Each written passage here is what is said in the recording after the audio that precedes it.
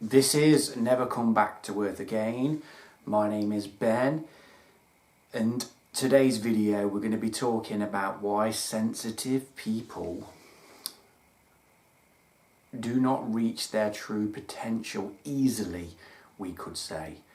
And it can be really annoying because you want to do well, you want to do good, you've all got ambitions, and we seem to fall short. We get exhausted quickly. So I'll talk through some simple ways to calm yourself down and go at your own pace, because really that's what this is about. In your early 20s, 30s, you're going out there, you're conquering the world, you're not looking at any self-reflection really. You're just too busy enjoying life, if that was your path then. So why do we fall short? Well, I used to be a golfer. I don't know if you play golf, there's 18 holes on a golf course.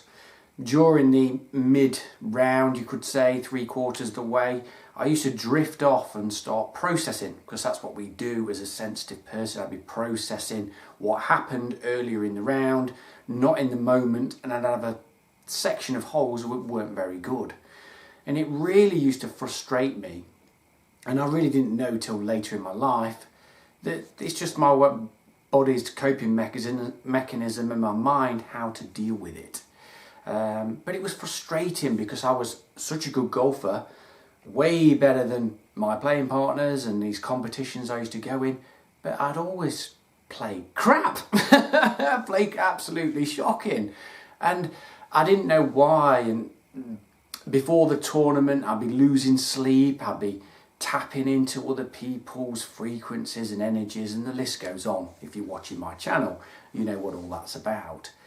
So yeah, what we're going to do as a sensitive person to succeed better, and the answer is there, to spend more time on your own and get to know yourself and put yourself first. You have to heal yourself, because I've said this before in other videos, we tend to live other people's lives as an empath and a sensitive person, and we tend to value other people's expectations of us and live that, which is bizarre.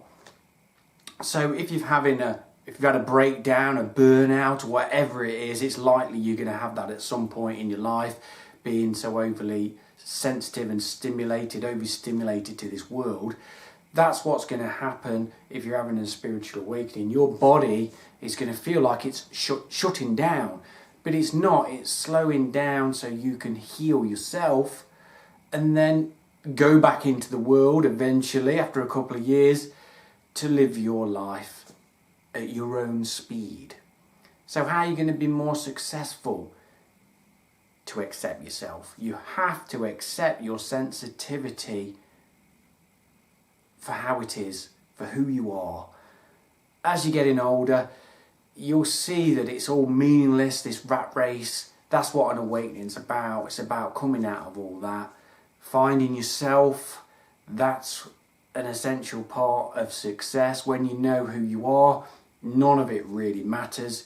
You found the ultimate success. You know who you are, and you're more content. Contentment is true success. And processing, you have to give yourself time to process. I need loads of times to process. I'm processing all the time. And if we don't, I become unconscious quickly and picking patterns up. I lose touch with my breathing. I'm not in my body. And things get in a mess real quickly. And you could start saying I lash out at people, everything becomes a problem, and it's because the mind and the body's shutting down and you're out of balance. You'll get that if you're sensitive. Everything will wind you up. Just the traffic on the way to work in the morning, you're exhausted before you even got to work. Everything's shining bright, the red lights, is just too overstimulating. So yeah, healing and self-development. Knowing yourself, releasing the patterns that are not you. And of course, that moves into nature. When you spend more time in nature, the universe will shift your relationships so you can be around the right frequencies that are going to make you succeed. You'll probably find in your younger years that you were a lot more talented than other people, but they would try and bring you down. And that can be awkward as a sensitive person, because you have empathy and you want them to do well. Sometimes I know this sounds strange, I used to be winning golf tournaments, match play, and as it was coming towards the end of the tournament, the match, I used to get their emotions that they were feeling down and they're going to lose. And bizarrely, I'd lose this match. I didn't want to do it, but I would take on that emotion and then it would affect me and start playing rubbish. So yeah, it's a bit of a heavy gig as a sensitive person. But you'll find your own way to cope with it. And more beneficial, to me, that might be a personal thing here, especially over 40, is you want a more simple life because there's more contentment with it. The rushing around, the out of balance, you're becoming still. You don't really want that life anymore. And that leads to you living a successful life because you found yourself already. So yeah, if you're watching this and you're younger, well, you're in your heyday, so do whatever's right, but still give you time to process for you. And if you're having an awakening, you're watching this video. And I wrote one more thing down there. Finding yourself. That's the key to true success. Finding yourself is you'll always be looked after by the universe.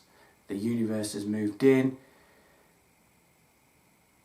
and you're free, which is beautiful. To be free from the rat race, from being around an environment that's affecting your energy field so you don't perform the way you'd like to perform is key.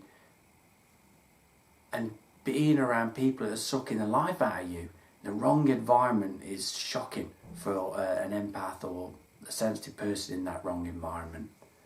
So yeah, healing up, you're having an awakening, it's going to be like someone shining a beam from the heavens on you to strip out even objects in your house. Get rid of these objects that are holding energy from years and years in your home. Chuck them in the bin. They're not serving you anymore. And then new things that will come in.